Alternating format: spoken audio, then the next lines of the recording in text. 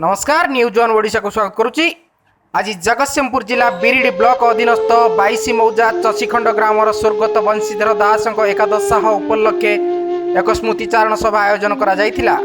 एही कार्यक्रम में जगतसिंहपुर प्रिय विधायक प्रशांत कुमार मुदुली, सीआरईटीयू जिला सभापति लोभाकांत स्वाई, राज्य महिला कमिशन अध्यक्षा मिनती बेहरा प्रमुख उपस्थित रही प्रथमे तैल फटचित्र पुष्पमाल्य अर्पण करथिले। पर स्वर्गत दास पुत्र असीम अमिताभ दास को भेटी और समस्त परिवारवर्ग को गभीर समवेदना जणाइबा सहित स्वर्गत श्री दास जीवनी उपर आलोकपात करने सहित से जन विशिष्ट समाजसेवी एवं दिन मजुरिया नेता थिले। एभली व्यक्तित्व आउ संसार रे मिलिबे नाही।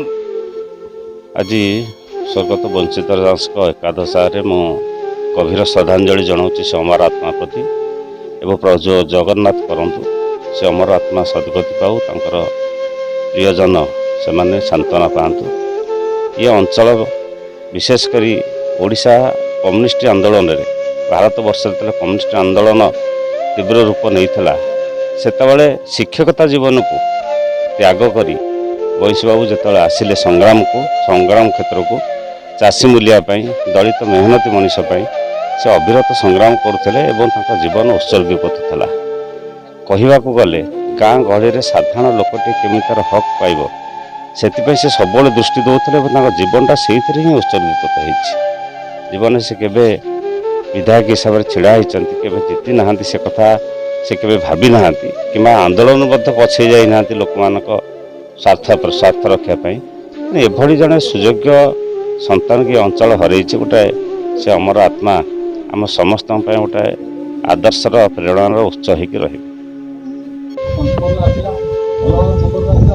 आज बंशीधर दास एकादश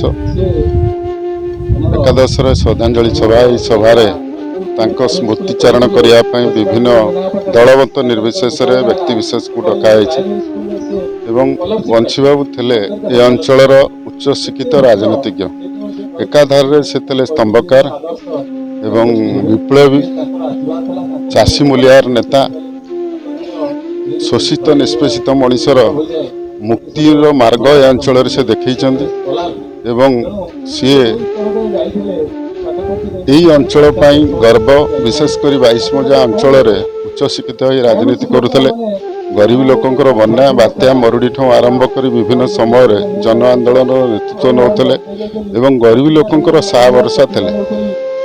मृत्यु अंचल एक अपूरणीय क्षति घटला एवं आज स्मृतिचारण सभा अनेक व्यक्ति दरदी देखा ठूँ आरंभ कर प्रति श्रद्धांजलि अर्पण कर जो कर्ममय जीवन थिला से ये अंचलवासी प्रेरणार उत्स ही रही।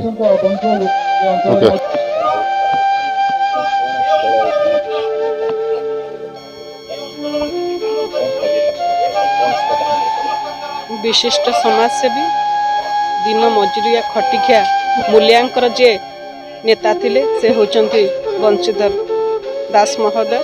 तांकर ए वियोग में अत्यंत दुखित मर्माहत। यही व्यक्तित्व को हरई आज अंचल निश्चित भाव में निजक शून्य मन करुच्ची।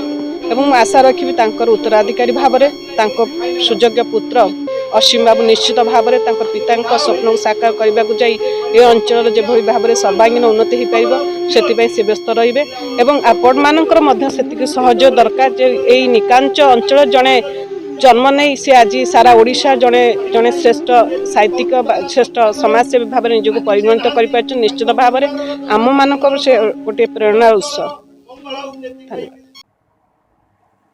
जगतसिंहपुर विभू प्रसाद रिपोर्ट न्यूज वन ओडिशा।